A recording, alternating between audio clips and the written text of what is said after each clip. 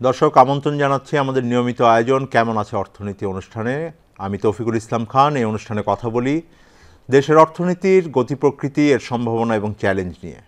আমাদের আজকের বিষয় ব্যবসা এবং বিনিয়োগে আস্থা পরিস্থিতি কেমন আছে। আজকে আমাদের অনুষ্ঠানে কথা বলার জন্য আমাদের সাথে দুজন অতিথি আছেন। আমার সাথে আছেন ফজলুল হক, তিনি সাবেক প্রেসিডেন্ট, বাংলাদেশের অন্যতম শীর্ষ রপ্তানিমুখী তৈরি পোশাকের প্রতিষ্ঠান বিকেএমইএ, এবং আমার সাথে আছেন হাসনাইন খুরশেদ, তিনি সিনিয়র সাংবাদিক। আপনাদেরকে অনেক ধন্যবাদ আমাদের সাথে অংশগ্রহণ করার জন্য। আমরা আলোচনা করব ব্যবসা পরিস্থিতি নিয়ে। আলোচনা শুরু করবার আগে আমরা বিটিভির একটি ছোট প্রতিবেদন দেখে নেব। ব্যাপক দুর্নীতি, লুটপাট ও স্বজনপ্রীতির মাধ্যমে আর্থিক খাতের অব্যবস্থাপনার জন্য দেশে বিদেশে সমালোচিত হচ্ছিল বিগত আওয়ামী লীগ সরকার। পাশাপাশি বৈদেশিক বিনিয়োগ, মূল্যস্ফীতি, আন্তর্জাতিক ঋণ মানের দ্রুত অবনতি সহ অর্থনীতির অন্যান্য সূচকগুলো গত কয়েক বছর ধরেই ছিল ক্রমাগত নিম্নমুখী, যা জনমনে ব্যাপক ক্ষোভ ও অসন্তোষের সৃষ্টি করে। বিশ্বব্যাংকের প্রতিবেদন অনুযায়ী জিডিপির বিপরীতে বাংলাদেশে বিদেশি বিনিয়োগের পরিমাণ 1.5%-এরও কম, যেখানে শ্রীলঙ্কায় বিদেশি বিনিয়োগ জিডিপির 20%-এরও বেশি। শেখ হাসিনার পতনের পর ডক্টর ইউনূসের নেতৃত্বাধীন অন্তর্বর্তী সরকার ক্ষমতা গ্রহণ করলেও শপথ নেওয়ার প্রথম দিন থেকেই তাদের পড়তে হচ্ছে একের পর এক চ্যালেঞ্জের সামনে। বিশেষ করে বিগত সরকারের আমল থেকে চলে আসা অব্যবস্থাপনার মোকাবেলার পাশাপাশি বন্যার মতো প্রাকৃতিক দুর্যোগ, আইনশৃঙ্খলা পরিস্থিতির অবনতি এবং শিল্পাঞ্চলগুলোতে শ্রমিক অসন্তোষের মতো বিষয়গুলো মোকাবেলা করতে হয়েছে অন্তর্বর্তীকালীন সরকারকে। এর সঙ্গে বিদ্যুৎ ও জ্বালানি খাতে বিগত সরকারের নেয়া নানা ভ্রান্ত নীতির বোঝা বহন করতে হচ্ছে তাদের। তবে আশার কথা, সরকারের সব স্তরে সুশাসন প্রতিষ্ঠার মাধ্যমেই ধীরে ধীরে এই পরিস্থিতি থেকে উত্তরণ ঘটছে। শিল্পাঞ্চলগুলোতে মালিক শ্রমিক সহ সংশ্লিষ্ট সব পক্ষের মধ্যে আস্থার পরিবেশ তৈরি হচ্ছে। দীর্ঘদিন পর বিদেশি বিনিয়োগকারীরা বাংলাদেশের তালিকাভুক্ত কোম্পানিগুলোর শেয়ার কিনতে আবারও আগ্রহ দেখাতে শুরু করেছেন, কারণ তারা আশা করছেন সাম্প্রতিক রাজনৈতিক পট পরিবর্তনের পর দেশের শেয়ার বাজারে সুশাসন ফিরে আসবে। বাজার বিশ্লেষকদের মতে বিদেশি বিনিয়োগকারীদের আগ্রহ বাড়ার আরেকটি কারণ হলো যুক্তরাষ্ট্রের ব্যাংকগুলোতে সুদের হার কমেছে এবং বাংলাদেশের তালিকাভুক্ত অনেক কোম্পানি শেয়ারের মূল্য অনেক কম। দেশের অর্থনীতির দুটি প্রধান খাত রফতানি ও রেমিটেন্সের বর্তমান গতি অব্যাহত থাকলে অর্থনীতি ভালো থাকবে। এছাড়া বর্তমান সরকারের প্রতি পশ্চিমা দেশগুলোর সমর্থন রয়েছে, যা ইতিবাচক। তবে একই সঙ্গে সরকারের বিদেশি ব্যবসায়ীদের আস্থা অর্জন করতে হলে কারখানার পরিবেশকে দ্রুত স্থিতিশীলতার দিকে ফিরিয়ে আনার বিষয়ে বিশেষ নজর দিতে হবে। দর্শক, আপনারা প্রতিবেদনটি দেখলেন। আমরা আলোচনা শুরু করব। যেন ফজলুল হক, আপনাকে দিয়ে আলোচনা শুরু করি। সার্বিকভাবেই তো অর্থনীতি গত 2-2.5 বছর ধরে একটা চাপের ভিতরে আছে। এটা বিভিন্নভাবে পরিলক্ষিত হচ্ছে। আমার ধারণা মূল একটা বড় দায়িত্ব আপনাদের যারা রপ্তানির সাথে যুক্ত আছেন তাদের কাঁধে এখন চলে গেছে, যে কারণ বৈদেশিক মুদ্রা পরিস্থিতি একটা চাপের মধ্যে ছিল। সুতরাং রপ্তানি ছাড়া তো এটার টেকসই সমাধান নেই। জুলাই আগস্ট মাসে আমরা দেখেছি যে কিছুটা চাপের মধ্যে ছিল, অবশ্যই আন্দোলনের ভিতরে দিয়ে গেছে দেশ, সেটার প্রভাব পড়েছে। গত 2 মাসে পরিস্থিতি কেমন দেখছেন, বা অর্ডারগুলো এখন কেমন আপনাদের আসছে, যেখান থেকে মনে হচ্ছে বিনিয়োগ পরিস্থিতি বা ব্যবসা পরিস্থিতির?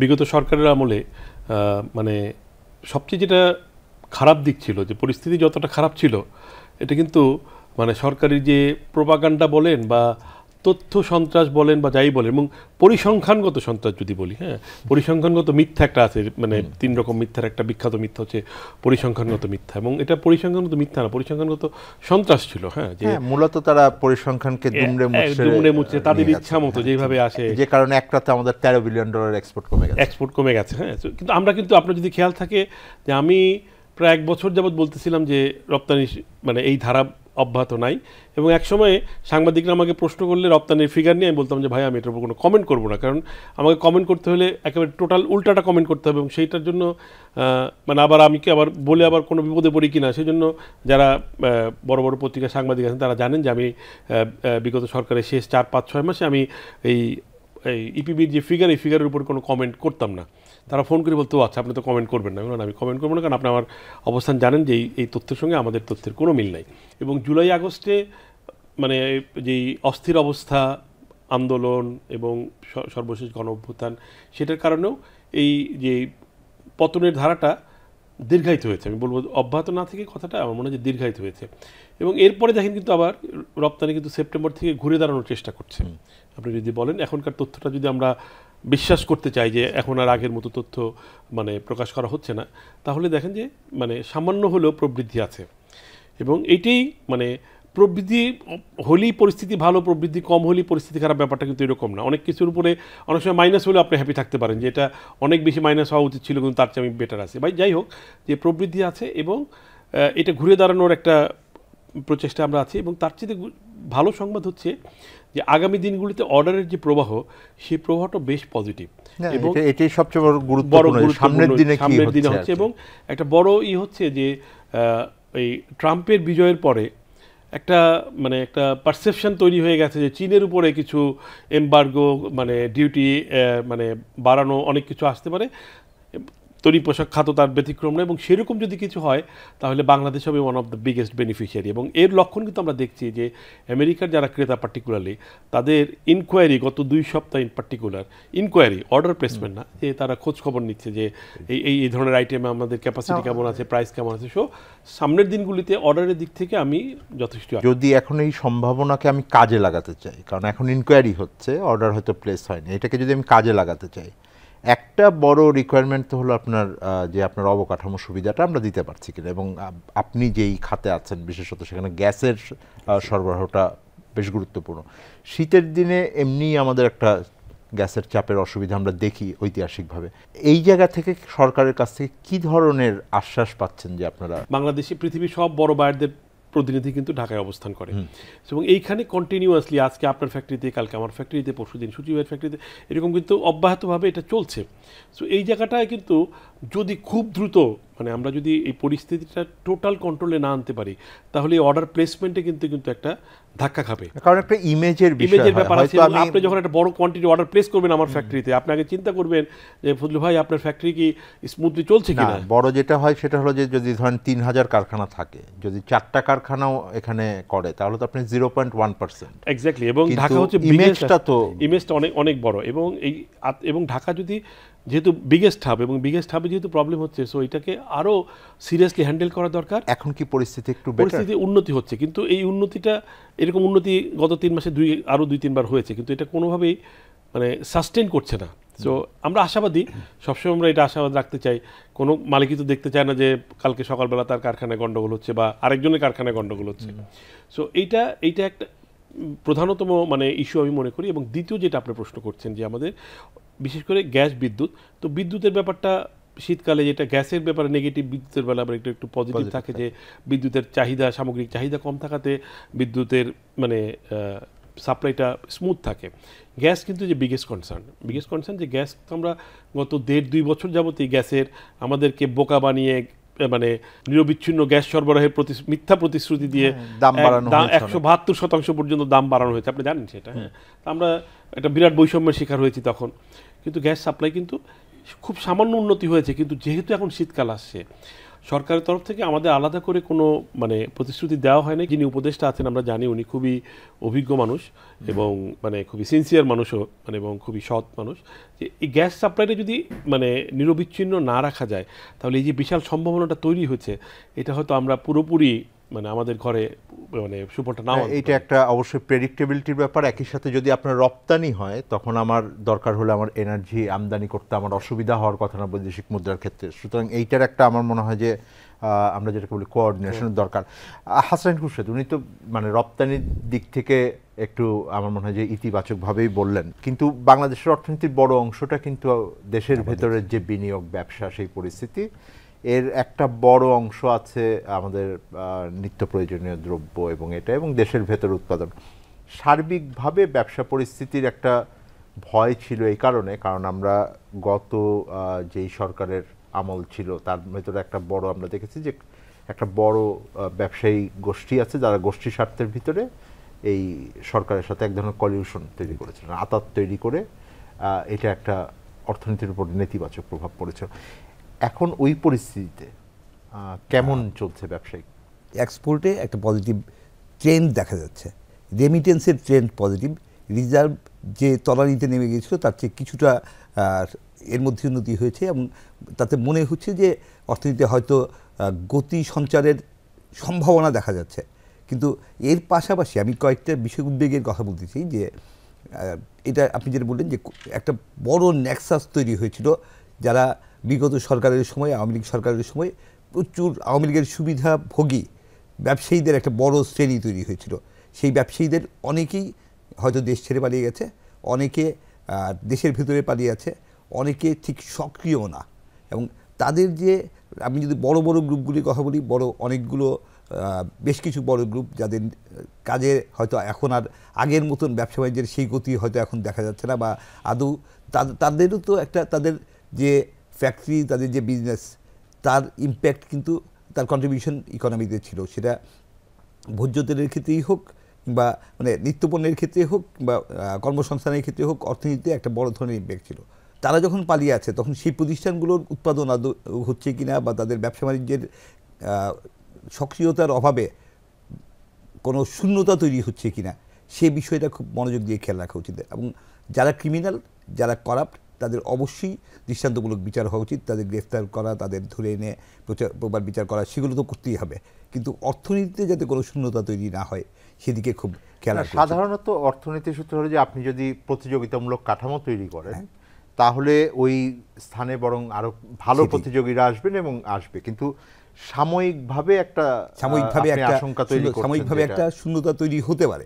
সেই শূন্যতা পূরণের জন্য সরকারকে অনেক বেশি উদ্যোগ নিতে হবে এবং যারা ভালো ব্যবসায়ী কিন্তু গত 16 বছর কাজ করার, ব্যবসা করার প্রপার পরিবেশ পাননি, প্রপার সুযোগ পাননি, তারা যাতে সেই পরিবেশটা পান, তারা যাতে প্রয়োজনে সরকার তাদের সহযোগিতা দিয়ে তাদের সামনে এগিয়ে এনে তাদেরকে আরও অনেক বেশি সক্রিয় করে যাতে বাজারে কিংবা বিনিয়োগের ক্ষেত্রে একটা ইতিবাচক প্রভাব পড়ে, সেই জায়গাটা তৈরি করা। আমি যদি আপনাকে খুব সহজে বলি, গত 2-3 মাসের বা এখন প্রায় 4 মাসের মতন এই সরকারে যাচ্ছে, 3.5-4 মাস, ব্যবসায়ীদের সাথে এই ধরনের যে যোগাযোগের কথা আপনি বললেন, সেটা কতখানি স্থাপিত হয়েছে মনে করেন? ব্যবসায়ীদের সাথে সরকারের কেমন যেন একটা দূরত্ব বা এক ধরনের দূরত্ব দেখতে পাচ্ছি। আমার মনে হচ্ছে না যে মানে সরকার ব্যবসায়ীদের সাথে অনেক বেশি ইন্টারেক্ট করা উচিত। যারা করাপ্ট, যারা স্বৈরতন্ত্রের দোসর, তাদের বাইরে রেখে যারা ভালো ব্যবসায়ী তাদের সাথে সরকারের যোগাযোগ, কথা বলা, তাদের সাথে নিয়মিত বসা, সেটা খুব জরুরি। সেই জায়গায় আমরা শূন্যতা দেখছি, সেই জায়গায় আমরা গ্যাপ দেখছি। আচ্ছা, সার্বিকভাবে আমার একটা বড় চিন্তার জায়গা তো আছে হলো নিত্যপণ্যের বাজার, হ্যাঁ, আমরা যেটাকে মূল্যস্ফীতি বা জিনিসপত্রের দাম বলি স্বাভাবিকভাবে, সেই জায়গাতে বিনিয়োগের ক্ষেত্রে বা ব্যবসা পরিচালনার ক্ষেত্রে আমরা যদি কিছু ইতিবাচক পরিবর্তনের কথা বলি, বিশেষত সামনে রমজান মাস আসছে, সেই ক্ষেত্রে আপনি কি ধরনের পরামর্শ দেখেন? শুধু ব্যবসায়ীদের কথা বা ইন্ডাস্ট্রির কথা না, যে বিপুল কর্মশক্তি বাংলাদেশের, তাদের মধ্যেও কিন্তু এক ধরনের অনিশ্চয়তা আছে। যখন একটা বড় গ্রুপের মালিক পালিয়ে গেছে বা জেলে আছে, সেই গ্রুপের যে কর্মী, হয়তো শত শত বা হাজার হাজার কর্মী, তাদের মধ্যে জীবিকার অনিশ্চয়তা তৈরি হচ্ছে। সেই অনিশ্চয়তা যাতে কেউ না ভোগে এবং প্রতিষ্ঠানগুলো যাতে সুন্দরভাবে চলে, প্রতিষ্ঠানগুলো চালাতে গিয়ে যদি দুর্নীতিবাজ মালিকদের সরিয়ে দিয়ে হলেও, মালিকানা বদলে হলেও প্রতিষ্ঠানগুলোকে সক্রিয় রাখা উচিত। স্বাভাবিক প্রক্রিয়া। এটা সরকারের হস্তক্ষেপটা কোন জায়গাতে আসবে? কারণ একটা প্রতিষ্ঠানের ব্যক্তি মালিকানা প্রতিষ্ঠানে তো সরকার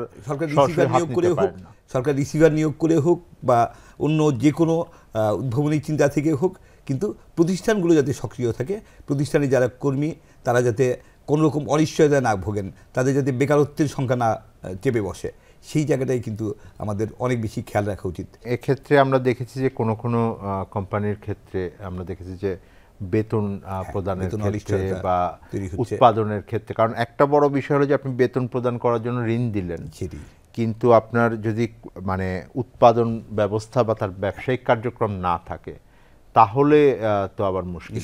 সেই জায়গাটাতে মানে সরকারের কি করার? ব্যাংক থেকে টাকা নিয়ে বেতন দিচ্ছে এবং সেই কোম্পানিতে বেতন দিচ্ছে কিন্তু কাজ হচ্ছে না, উৎপাদন হচ্ছে না, তার বিপণন হচ্ছে না, রপ্তানি হচ্ছে না বা পর্যাপ্ত পরিমাণে হচ্ছে না। তো আলটিমেটলি প্রতিষ্ঠানটা লুজিং হচ্ছে। তো আপনি ব্যাংক থেকে যে টাকা নিয়ে বেতন দিচ্ছেন, কার টাকা দিচ্ছেন আপনি?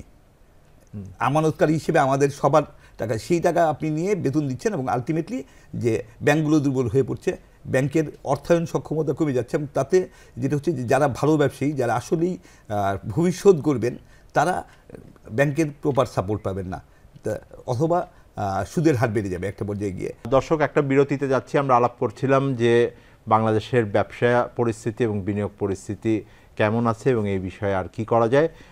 আমাদের সাথে থাকবেন। বিরতির পর আমরা আবার আলোচনায় ফিরব।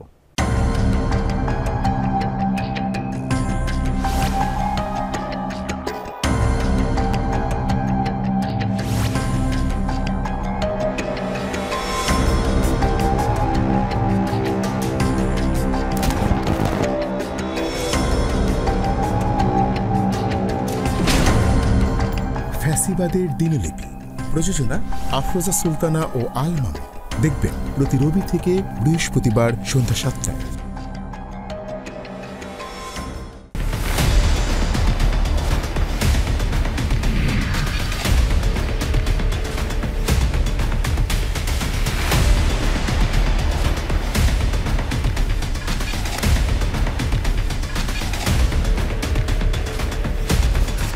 নিপীড়নের গল্প, প্রযোজনা মোহাম্মদ হাসান রিয়াদ ও গোলাম মোর্শেদ। দেখবেন প্রতি শুক্র ও শনিবার সন্ধ্যা ৭টায়। দর্শক, আবার আমন্ত্রণ জানাচ্ছি আমাদের নিয়মিত আয়োজন কেমন আছে অর্থনীতি। আমি তৌফিকুল ইসলাম খান। এই অনুষ্ঠানে কথা বলি বাংলাদেশের অর্থনীতির গতি প্রকৃতির চ্যালেঞ্জ এবং সম্ভাবনা নিয়ে। আমি আজকে আলোচনা করছিলাম বাংলাদেশের বিনিয়োগ পরিস্থিতি এবং ব্যবসা পরিস্থিতি নিয়ে। ফজল হক, আপনি বলছিলেন বিরতির আগে যে আপনারা এখন রপ্তানিমুখী শিল্পে একটা ইতিবাচক ধারা দেখছেন এবং প্রাথমিক যেটুকু শঙ্কা ছিল সেটা হয়তো বায়ারদের মধ্যে কেটে যাচ্ছে। এবং একই সাথে আপনি বলছিলেন যে আমার বৈশ্বিক পট পরিবর্তন, বিশেষত যুক্তরাষ্ট্রের নির্বাচনের কথা আপনি বলছিলেন যে তারপরে অনেকেই ভাবছেন যে নতুন করে সম্ভাবনা আসবে। সার্বিকভাবে আপনি যেটা আলোচনার ভিতরে আনছিলেন, একটা শ্রম পরিবেশের কথা বলছিলেন।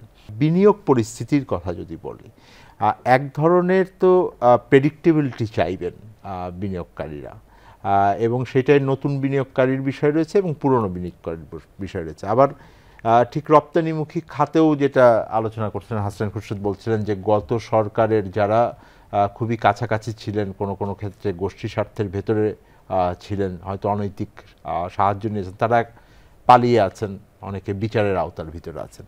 তো সেই পরিস্থিতিতে আপনি বিনিয়োগকারীদের কি নতুন করে উৎসাহ পাবেন, না তারা এখনো অপেক্ষা করছেন, নাকি কি অবস্থা? আমার মনে হয় যে বিনিয়োগকারীরা খুব আমার মনে হয় যে অপেক্ষাতেই আছেন এবং তারা, আমি যদি মাইন্ডসেটটা বুঝি, সাধারণ ব্যবসায়ীদের মাইন্ডসেট বুঝি একজন ব্যবসায়ী হিসেবে, যে তারা একটু দোদুল্যমান অবস্থা আছে, কী হবে কী হচ্ছে।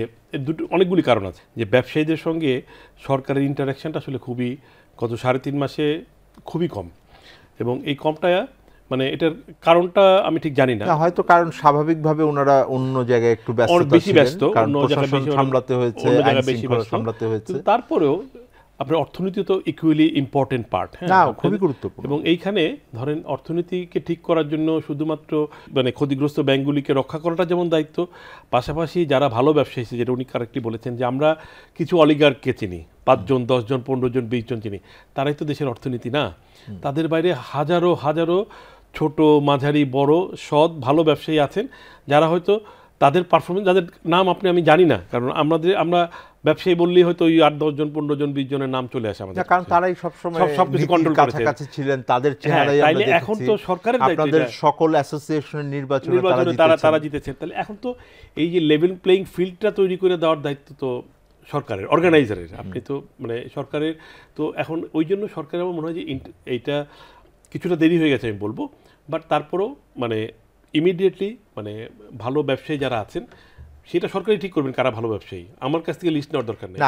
আমি যদি উল্টো করে আপনাকে বলি যে আপনার ব্যবসায়ীদের পক্ষ থেকেই এখন যারা ভালো ব্যবসায়ী তারা তো এখন সরাসরি সরকারের সাথে যোগাযোগ তারা করছে আপনি এবং সেটা যদি আমি এখানে কি কোনো নেতৃত্ব শূন্যতা তৈরি হচ্ছে? এইটা যদি এইটা যদি আমি আপনাকে বলি, আপনি গত 3 মাসে যতগুলো মিটিং হয়েছে সরকারের প্রধান উপদেষ্টা থেকে শুরু করে বিভিন্ন উপদেষ্টা পর্যায়ে, বা সবগুলো মিটিংয়ের উদ্যোক্তা প্রাইভেট সেক্টর, একদম ক্যাটাগরিক্যালি বলি আমি।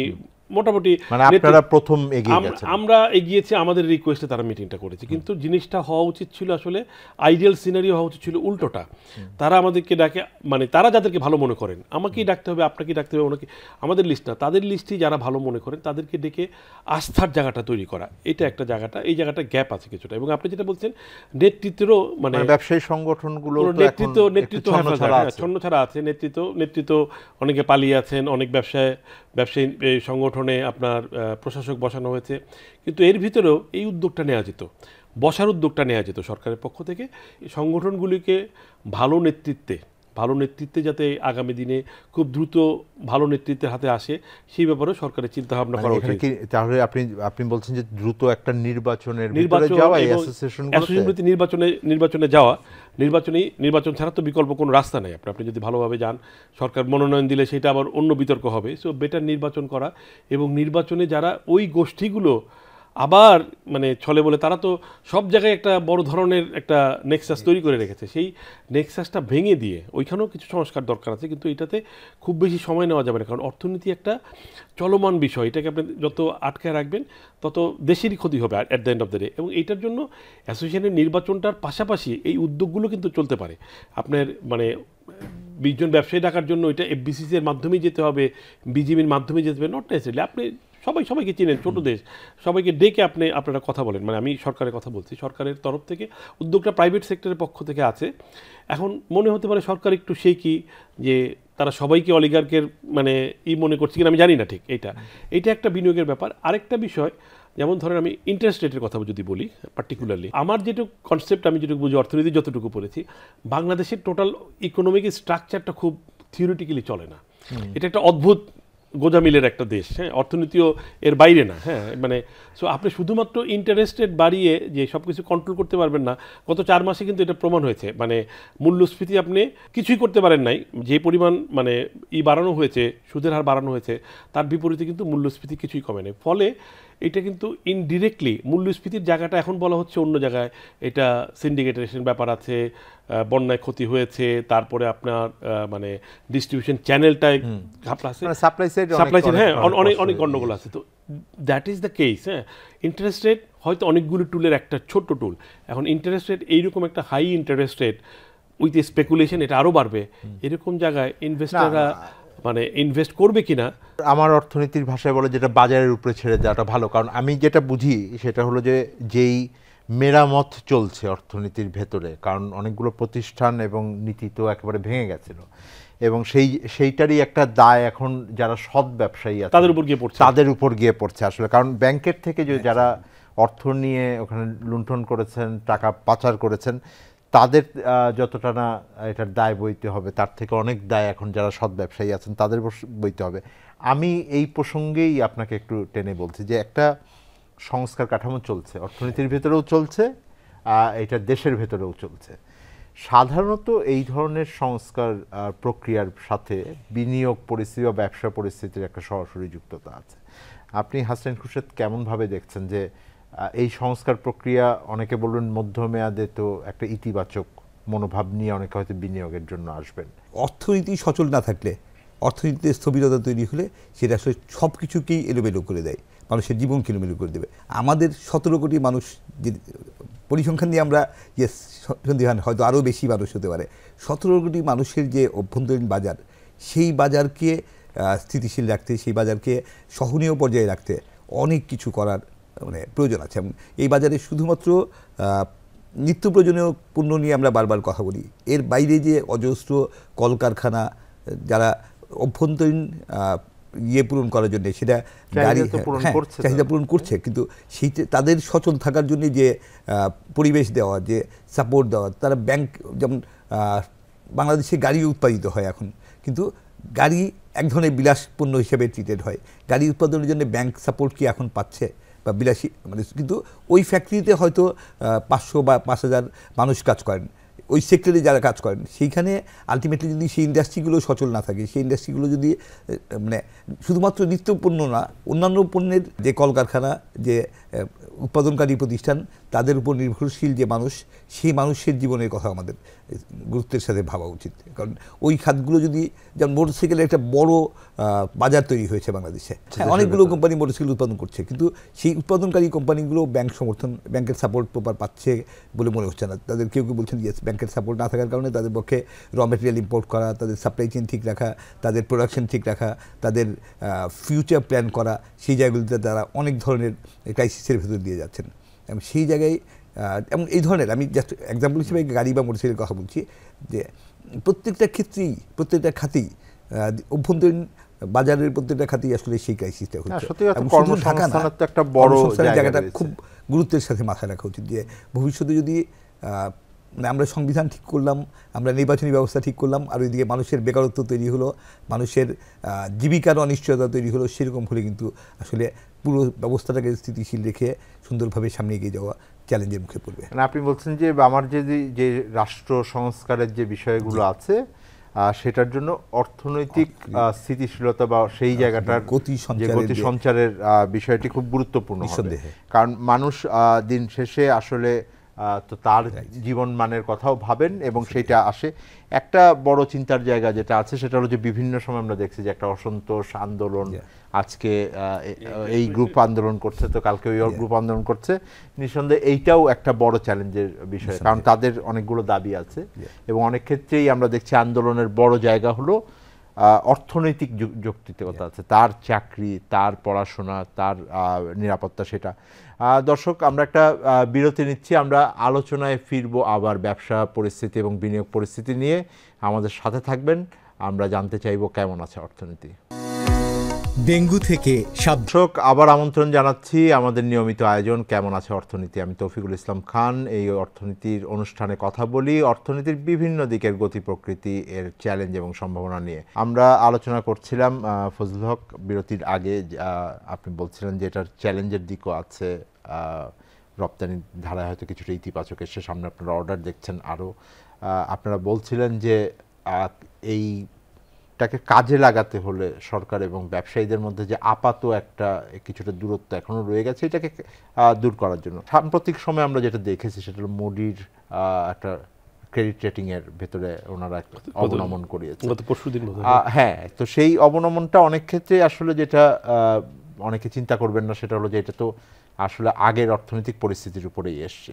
এখন যেই স্বচ্ছতা জবাবদিহিতার একটা এক্সারসাইজ চলছে, যে অর্থনীতির সূচকের কথা আপনি রপ্তানির কথা বলছিলেন, অনেকগুলো সূচকে এটা আছে যে হয়তো ফিরে তাকাতে হবে আমাদের, কারণ এক ধরনের উন্নয়নের বয়ান তৈরি করা হয়েছিল, আখ্যান তৈরি করা হয়েছিল, সেইটার থেকে একটা সত্যতা খুঁজে বের করা প্রক্রিয়া চলছে। সেইটা যদি সত্যটা বেরিয়ে আসে, তখন কি আপনারা চাপে পড়বেন, নাকি আপনারা একটা ইতিবাচক ধারায় ফিরবেন যে এটা সুশাসনের নির্দেশক হবে, নাকি অর্থনীতির দুর্বলতার নির্দেশক হবে, যেটা আপনার রপ্তানি বাজারকে প্রভাব ফেলতে পারে?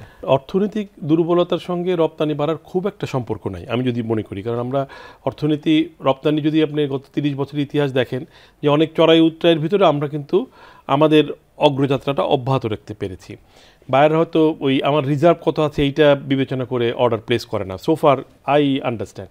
তাদের কাছে মূল কনসার্নটা হবে যে আমার ল অ্যান্ড অর্ডারটা ঠিক আছে কিনা, যেটা আমরা বললাম যে শিল্পাঞ্চলে স্মুথলি চলে কিনা, আমার এখানে গ্যাস সাপ্লাইটা ঠিক আছে কিনা, যে তাদের মূল কনসার্ন হচ্ছে তার প্রোডাকশনটা হ্যাম্পার হবে কিনা, হাতের শক্তিমত্তা। হ্যাঁ, যে আমার কাছে যে অর্ডারটা দিলেনই 10 লক্ষ পিসের, আমি টাইম মতো মানে এটা সাপ্লাই দিতে পারবো কিনা। এবং এই ক্ষেত্রে একটা চ্যালেঞ্জে, আরেকটা চ্যালেঞ্জের জায়গা আছে যে অনেকগুলো ব্যাংক কিন্তু এখন স্ট্রাগল করছে। ওই ব্যাংকগুলোতে কিন্তু অনেক কারখানার ব্যবসায়িক সংশ্লেষ আছে, সেই ব্যাংকগুলোকেও এই জায়গায় আরেকটু পজিটিভলি দেখা দরকার।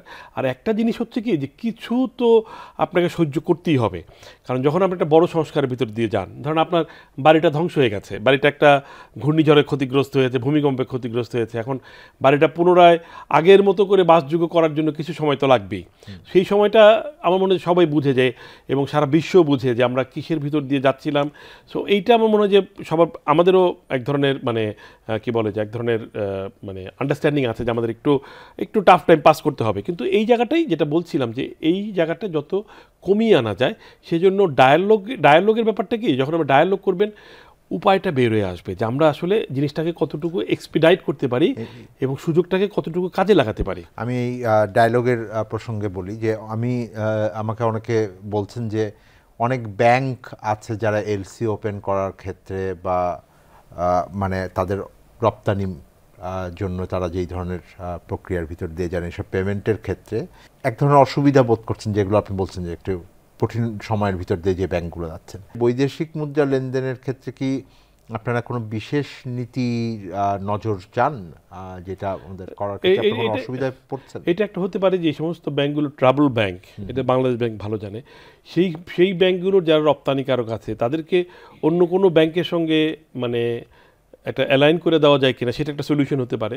আরেকটা হতে পারে যে তাদেরকে এক্সপোর্ট ফাংশনালিটি যেগুলো আছে সেগুলো দেখভাল করার জন্য বিশেষ কোনো নির্দেশনা দেয়া, যাতে এক্সপোর্ট রিলেটেড যে সমস্ত কাজকর্ম সেগুলো যেন স্মুথলি হয়। যে সবসময় হয়তো একদম রুলস রেগুলেশন মিলে ব্যবসাটা হয় না। যেমন আপনার পেমেন্ট 90 দিনের ভিতরে আসার কথা হইল না, 95 দিনে আসলো, তো তখন আগে হয়তো এগুলো মানে আপনি ওভারলুক করতেন। কিন্তু এখন যেই ব্যাঙ্কগুলো ইভেন প্রবলেমে নাই তারাও একটা ভীতিকর অবস্থায় আছে যে আমি এখন আমাকে কোনো রকম মানে আইনের বাইরে একটু সুবিধা দিয়ে উনি আবার বিপদে পড়বেন কি না, যে এটা বাস্তবতা। এটা আপনি যদি কেউ অস্বীকার করে সেটা ঠিক হবে না, এটা বাস্তবতা।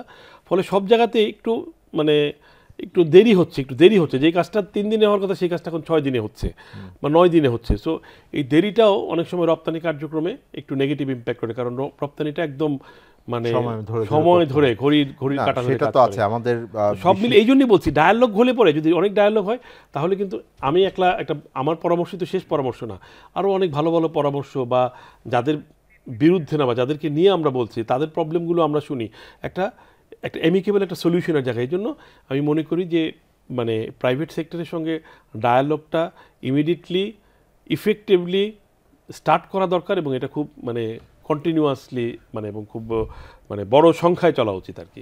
নিঃসন্দেহে আমি অনুষ্ঠানের শেষের দিকে আছি। হাসান খুরশেদ, আপনি যেটা বলছিলেন যে ওভারঅল আমার সংস্কারের কার্যক্রমের দিকে একটা বড় জায়গা আছে যে পলিটিক্যাল কনসেনসাসের আলোচনা হচ্ছে, তো সেই জায়গায় অর্থনীতি সামাল দেওয়ার ক্ষেত্রে আপনি কি মনে করেন যে এই আলোচনাটা অতখানি রাজনৈতিক মহলে নাই?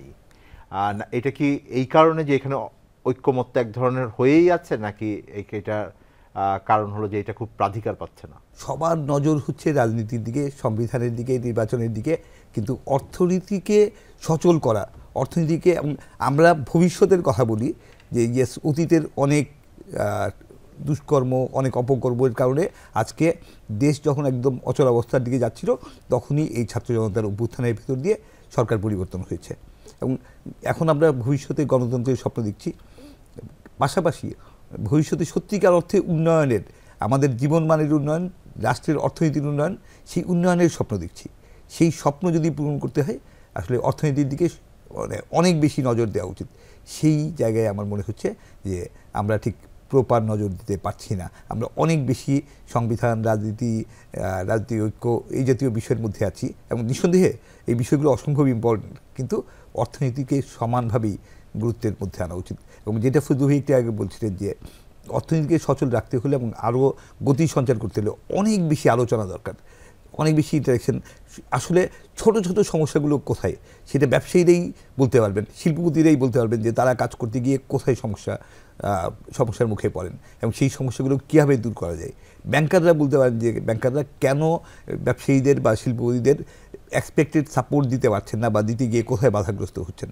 সেই জায়গাগুলোতে অর্থনীতির প্রত্যেকটা বিন্দুতেই যে পারস্পরিক সংযোগ, সেই সংযোগটাকে আরও অনেক শক্তিশালী করার জন্য অনেক বেশি আলোচনা দরকার। সেটা অর্থ মন্ত্রণালয়ের পক্ষ থেকে হোক, বাণিজ্য মন্ত্রণালয়ের পক্ষ থেকে হোক, বাংলাদেশ ব্যাংকের পক্ষ থেকে হোক, সংশ্লিষ্ট একটা কোঅর্ডিনেশনেরও দরকার হবে বোধহয় তাদের প্রত্যেকের, কারণ তাদের মধ্যে সমন্বয় না থাকলে সামনে এগোনো যাবে না।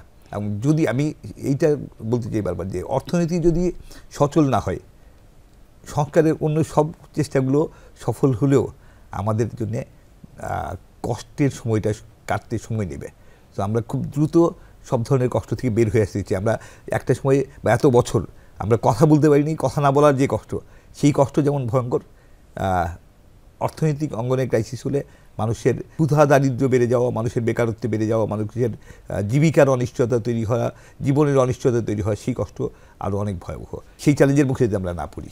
নিঃসন্দেহে আমি আলোচনা একদমই শেষ করতে হচ্ছে। আপনাদেরকে অনেক ধন্যবাদ। দর্শক, আমাদের আলোচনায় যেটা খুব বড় করে এসছে সেটা হলো নিঃসন্দেহে বাংলাদেশের রাষ্ট্র সংস্কারের যে প্রক্রিয়া, তাতে আমাদের অর্থনৈতিক পুনর্গঠনের প্রক্রিয়া খুবই গুরুত্বপূর্ণ। এবং যেটা আমাদের আলোচকরা বললেন সেটা হলো যে এই আমাদের রাষ্ট্র সংস্কারের প্রক্রিয়াকে যদি বেগবান করতে হয়, এটাকে যদি টেকসই করতে হয়, অর্থনীতির যেই পুনর্গঠন এবং অর্থনৈতিক স্থিতিশীলতা, এইটা খুবই গুরুত্বপূর্ণ। কারণ সাধারণ মানুষ দিন শেষে তাদের জীবনের মানকে দেখতে চান আরও বেশি ভালো জায়গায়, আরও বেশি উন্নত জায়গায়।